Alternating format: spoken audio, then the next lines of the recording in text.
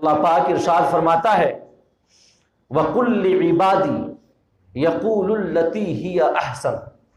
إِنَّ الشَّيْطَانَ يَنزَغُ بَيْنَهُمْ إِنَّ الشَّيْطَانَ كَانَ لِلْإِنسَانِ عَدُوًّا مُبِينًا۔ اللہ پاک نے فرمایا اپنے حبیب سے خطاب کرتے ہوئے کہ محبوب میرے بندوں سے کہہ دو، میرے بندوں سے فرما دو کہ او بات کہے جو سب سے اچھی ہو، کیونکہ شیطان لوگوں کے درمیان پھوٹ اور تفرقہ ڈالتا ہے، اور شیطان انسانوں کا کھلا ہوا دشمن ہے۔ اس آیت کریمہ کی شان نزول کے حوالے سے میں نے پچھلی نشست میں کفار قریش کے ہولناک مظالم کی داستان آپ کے سامنے بیان کی تھی کہ کفار کس طریقے سے مسلمانوں کو ستایا کرتے تھے، ان کے اوپر ظلم کیا کرتے تھے، اور کبھی کبھی ان ظلموں کی وجہ سے، کفار قریش کی اذیت رسانیوں کی وجہ سے ایمان والوں کی زبان سے ایسی بات جاری ہو جاتی تھی کہ تم آج طاقتور ہو، ہمیں ستا لو، ہم پر ظلم کر لو، لیکن اللہ رب العزت تمہیں عنقریب دوزخ کے عذاب میں مبتلا کرے گا، تمہیں آگ میں ڈالا جائے گا۔ اور حضرت عمر رضی اللہ تعالی عنہ نے ایک شخص کو قتل کرنے کا ارادہ کر لیا۔ کسی کافر نے آ کر کے انہیں کچھ کہا برا بھلا، ایمان لانے کے بعد تو حضرت عمر تھے جن کے جلال سے شیطان بھی دور بھاگتا ہے کہ نہیں؟ حضرت عمر مطلوب رسول اللہ صلی اللہ علیہ وسلم، جن کے لیے آقا نے دعا کی تھی کہ مولا عمر بن خطاب یا عمرو بن ہشام میں سے جو، عمرو بن ہشام یعنی ابو جہل، یہ عمر بن خطاب اور عمرو بن ہشام میں سے تمہیں جو زیادہ محبوب ہو اس کے ذریعے اسلام کو تقویت عطا فرما۔ اللہ پاک نے حضرت عمر کو منتخب کیا اور ان کے سینے کو اسلام کے لیے کھول دیا۔ جب انہوں نے اسلام قبول کیا تو مومنین کی 40 کی گنتی پوری ہوئی، پہلے 39 تھے، ان سے 40 ہو گئے، اور ایمان قبول کرتے ہی انہوں نے آقا کریم سے عرض کیا یا رسول اللہ کیا ہم حق پہ نہیں ہیں؟ آقا نے فرمایا کیوں نہیں، ہم ضرور حق پہ ہیں۔ تو حضرت عمر نے عرض کیا تھا ہم کیوں چھپ کر نمازیں پڑھیں؟ اور اس کے بعد صحابہ کرام آقا کریم صلی اللہ علیہ وسلم، حضرت عمر اور حضرت حمزہ جیسے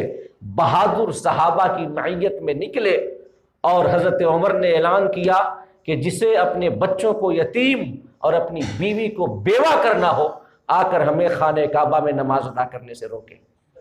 کسی کی ہمت نہیں ہوئی کہ عمر کے ہوتے ہوئے آ کر کے وہاں ایک لفظ بول پاتا، تو وہ حضرت عمر تھے۔ کسی کافر نے برا بھلا کہہ دیا، آپ اسے قتل کرنے کے در پہ ہو گئے،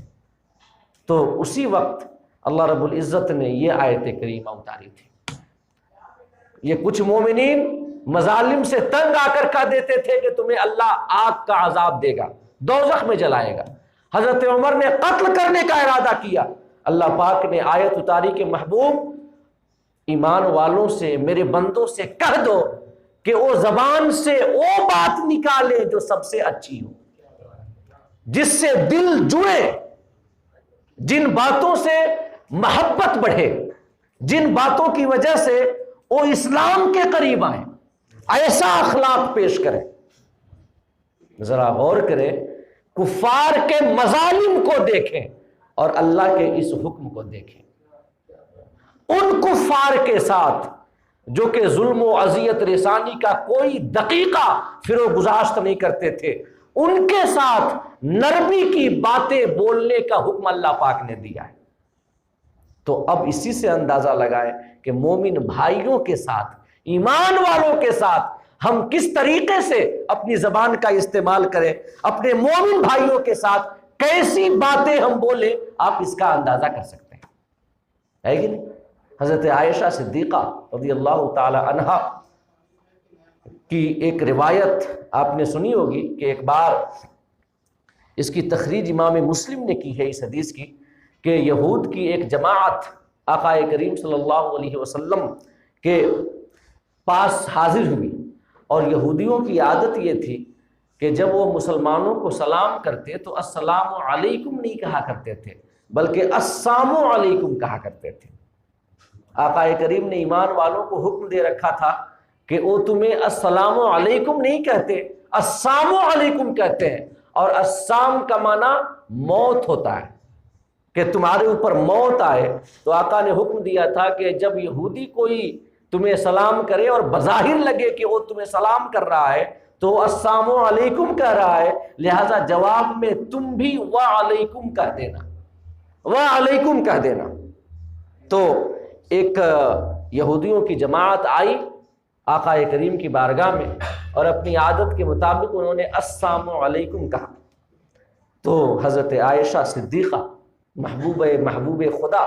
رضی اللہ تعالی عنہا بھی حاضر تھی وہیں پر، تو ان سے برداشت نہیں ہوا، تو ان کے السلام علیکم کے جواب میں حضرت عائشہ نے ارشاد فرمایا بل علیکم السلام واللعنہ، اے یہودیو تمہیں کو موت آئے اور تمہیں پر اللہ کی لعنت برسے۔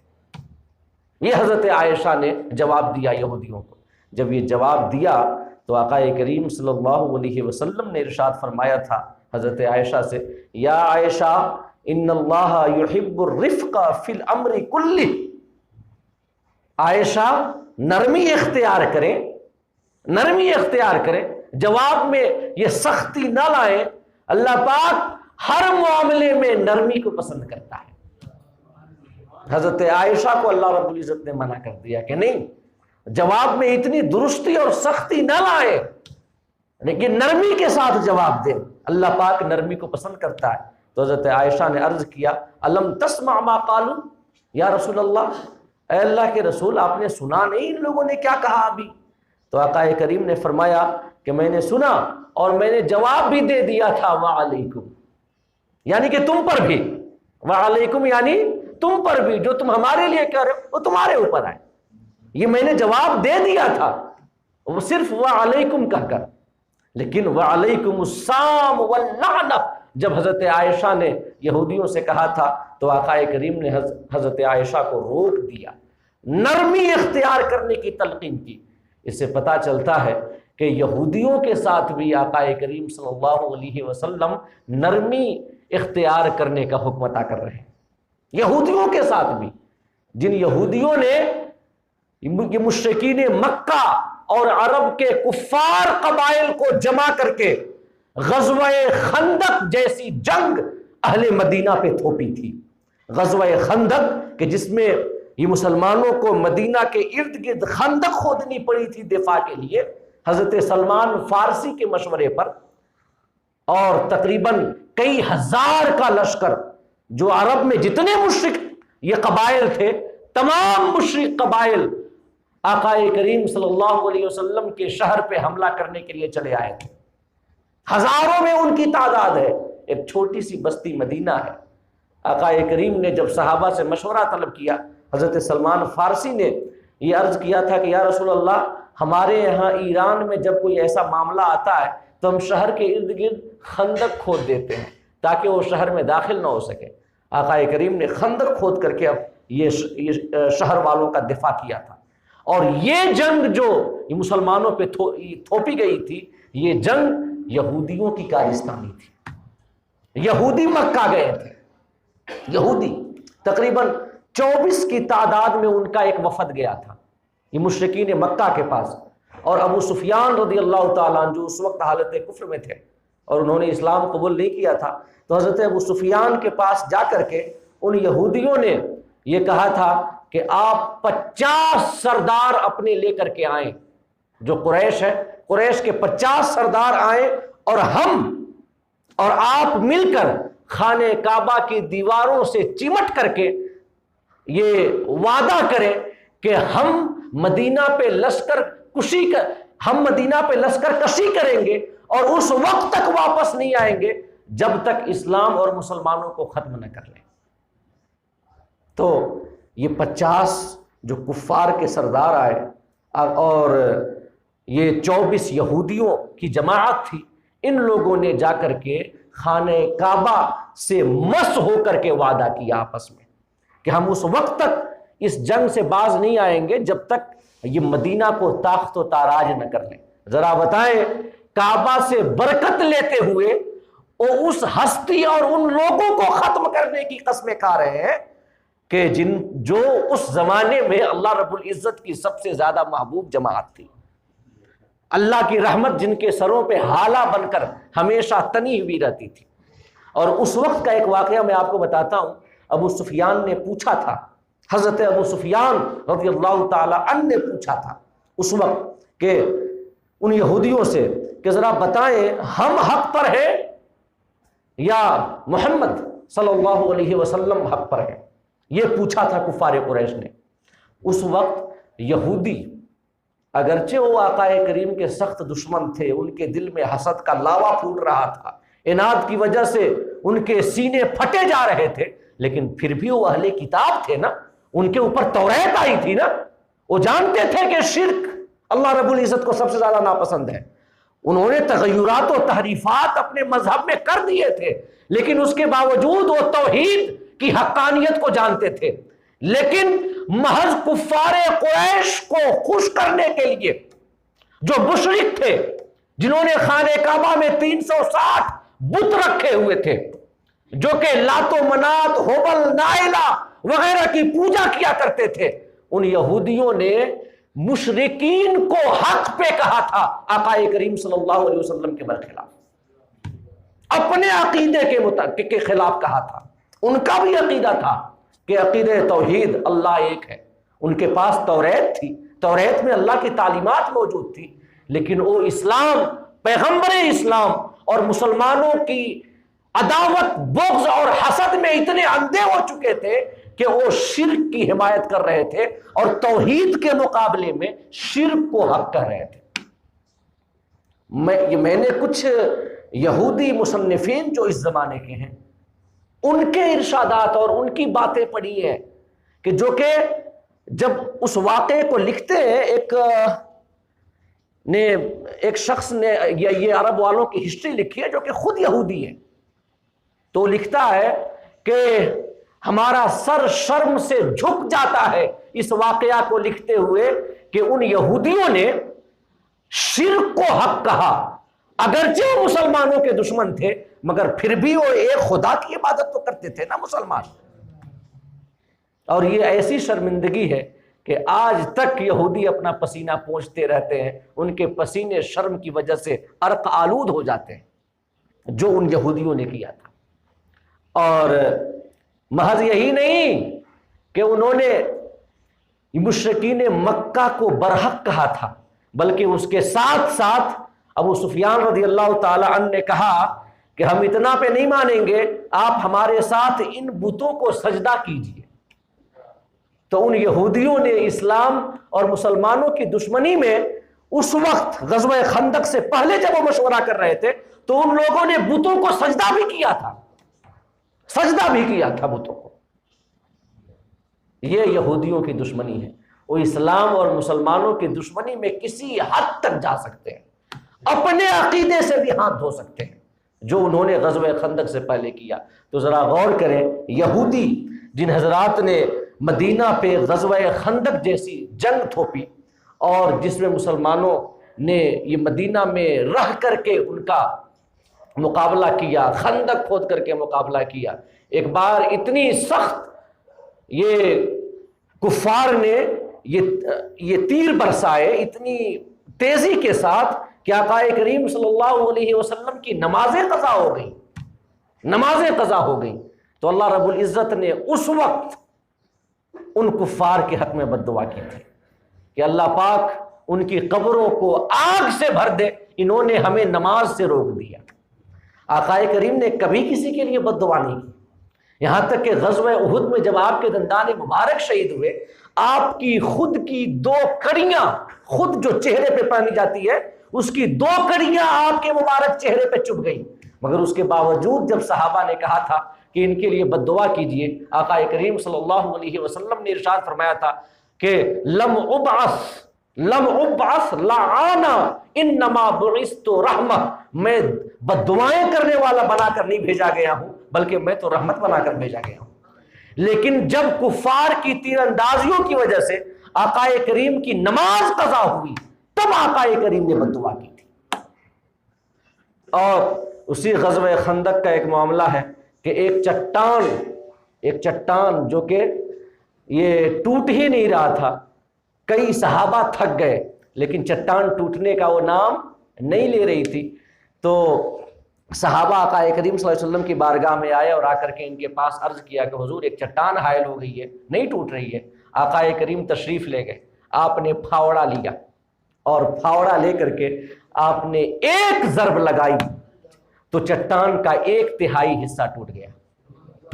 اور آقا کریم صلی اللہ علیہ وسلم نے جب چٹان کا 1/3 حصہ ٹوٹا تھا، کتنی ایمان افروز بات ہے، سنیے گا کہ جب 1/3 چٹان کا حصہ جب ٹوٹا، آقا کریم صلی اللہ علیہ وسلم نے فرمایا اللہ اکبر اعطیت مفاتیح فارس، کہ اللہ اکبر، اللہ پاک نے ایران کی کنجیاں مجھے عطا کر دی۔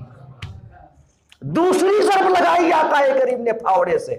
2/3 حصہ چٹان کا ٹوٹ گیا۔ آقا کریم صلی اللہ علیہ وسلم نے فرمایا اللہ اکبر اعطیت مفاتیح الروم، اللہ اکبر، مجھے روم کے خزانے کی چابیاں اللہ پاک نے عطا کر دی۔ تیسری ضرب لگائی آقا کریم نے، چٹان ریزہ ریزہ ہو گئی۔ آقا کریم نے فرمایا اللہ اکبر اعطیت مفاتیح الیمن، اللہ اکبر، اللہ پاک نے مجھے یمن کی چابیاں عطا کر دی۔ ذرا حالات پہ غور کریں، کیا حالات تھے؟ کفار قریش، جو کفار قریش ہیں، مشرکین عرب ہیں، یکجٹ ہو کر کے شہر مدینہ پہ حملہ آور ہیں۔ مسلمان شہر مدینہ میں ہے، خندق کھود رکھی ہے اپنی حفاظت کے لیے۔ اگر بظاہر ہم دیکھیں، بظاہر تو مسلمانوں کے بچنے کا امکان نظر نہیں آ رہا ہے، یہ کفار کی تعداد اتنی زیادہ ہے، مگر اس سخت مشکل گھڑی میں آقا کریم صلی اللہ علیہ وسلم ایمان والوں کو بشارت دے رہے ہیں کہ تمہارے پاس عنقریب ایران کی حکومت ہوگی، عنقریب روم کی حکومت ہوگی، عنقریب یمن کی حکومت ہوگی۔ ان حالات میں جب اپنی جان کے لالے پڑے ہوں، ان حالات میں جب شہر مدینہ تاخت و تاراج ہونے کے قریب ہو بظاہر، ان حالات میں روم، ایران، یمن جیسے سپر پاور حکومتوں کے گرنے اور مسلمانوں کے قدموں میں ان کے آنے کی بشارت وہی نبی دے سکتا ہے جو برحق ہو اور جس کی نگاہوں کے سامنے غیب کی باتیں بالکل کھلی ہوئی ہے کہ نہیں ہے؟ ان حالات میں آقا نے بشارت دی تھی۔ تو میں عرض کرنا چاہوں گا، یہ یہودی تھے اور یہ ان کی دشمنی اور عداوت اور بغض کا عالم تھا، مگر اس کے باوجود آقا کریم نے حضرت عائشہ کو روک دیا۔ مہیا عائشہ، ایک روایت میں آتا ہے، مہیا عائشہ، اے عائشہ ٹھہر جائیں، ان اللہ رفیق، اللہ نرمی فرماتا ہے، وَيُحِبُّ الرِّفْقَ، اور نرمی کو پسند کرتا ہے، لہٰذا زبان میں نرمی رکھیں۔ میں نے جواب دے دیا ہے وعلیکم کہہ کر، آپ کو کیا ضرورت ہے سام اور لعنت جیسے سخت الفاظ اپنی زبان پہ لانے کی؟ کیا ضرورت ہے؟ میں نے تو جواب دے دیا۔ اب اس کے بعد کچھ یہ 2-3 حدیثیں میں مختصراً آپ کے سامنے عرض کرتا ہوں، جن سے نرمی کے حوالے سے آقا کریم صلی اللہ علیہ وسلم نے بیان کیا ہے کہ نرمی ایک مومن کے لیے ایک ایسا زیور ہے جو اسے دنیا میں بھی نفع، یہ زیور، نرمی کا زیور دنیا میں بھی نفع پہنچاتا ہے اور آخرت میں بھی نفع پہنچاتا ہے۔ یاد رکھیں، آقا کریم صلی اللہ علیہ وسلم ارشاد فرماتے ہیں، حضرت جریر ابن عبداللہ رضی اللہ تعالی عنہ نے روایت کی اس حدیث کی کہ ان اللہ لیعطی علی الرفق ما لا یعطی علی الخرق،